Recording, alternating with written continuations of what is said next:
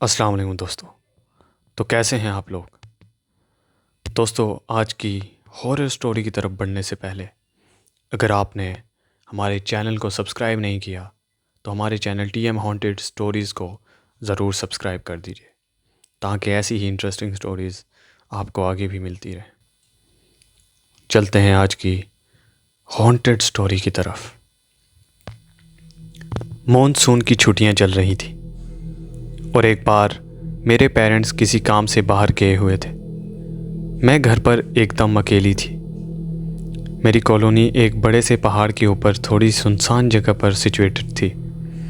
वहाँ यूजली कोई आता जाता नहीं था। मैं ऐसे ही लेट कर टीवी देख रही थी जब किसी ने डोर बेल बजाई। मैंने कोई जवाब नहीं दिया क्योंकि नॉर्मली उस टाइम घर पर कोई नहीं आता जाता, और अगर मेरी फैमिली होती तो खुद ही दरवाज़ा खोलकर अंदर आ जाती। दूसरी बार घंटी बजी लेकिन मैंने ध्यान नहीं दिया। पर तीसरी बार जब वापस मुझे डोर बेल सुनाई दी तो मुझे थोड़ा शक हुआ। मेरे घर के एंट्रेंस पर एक बड़ा सा वुडन डोर है और चारों तरफ दीवारें हैं, तो बेसिकली बाहर देखने का कोई भी ज़रिया नहीं है अनलेस पियानो रूम से जाके ना देखा जाए। तो इसका मतलब बाहर से भी कोई पता नहीं कर सकता कि हम अंदर हैं या नहीं जब तक हम बहुत ज़ोर से शोर न मचा रहे हों। जब तीसरी बार बेल बजी तो मैं दरवाज़े के पीछे जाकर खड़ी हो गई। कोई भी नॉर्मल इंसान 3 बार घंटी बजाने के बाद चला जाता है, लेकिन वो जो भी था उसने ज़ोर से दरवाज़ा पीटना शुरू कर दिया, जिससे मैं बहुत ज़्यादा डर गई। तभी मुझे एकदम एक आदमी की भारी आवाज़ सुनाई दी। मैं जानता हूँ तुम अंदर हो, चलो चलो दरवाज़ा खोलो। उसकी आवाज़ सुनकर मेरा घबराहट के मारे दिल दहल उठा। मैं यही सोच रही थी कि उस आदमी को कैसे पता चला कि मैं अंदर हूँ।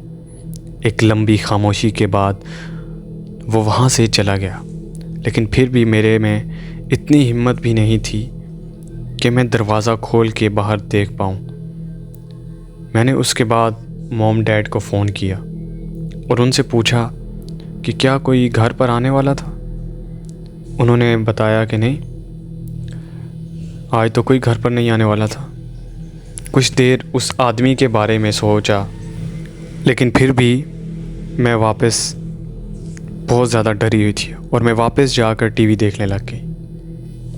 2 घंटे बाद फिर से डोरबेल बजी और मैं फिर से डर गई। इस बार सहम उठी मैं और मैंने टीवी की वॉल्यूम एकदम कम कर दी। इस बार मैं धीरे से पियानो रूम की तरफ गई और खिड़की से बाहर देखने लगी। मैंने उस रूम की खिड़की से देखा कि बाहर कौन था।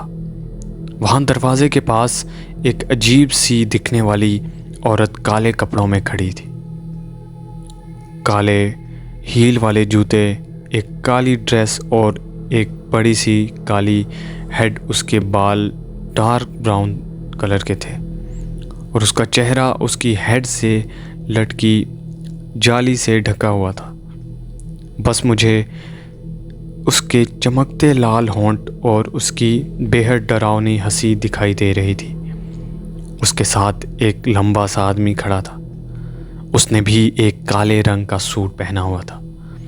उसके चेहरे पर एक बहुत भयानक सीरियसनेस थी, लेकिन मुझे उस आदमी से इतना डर नहीं लग रहा था जितना उस औरत को देखकर।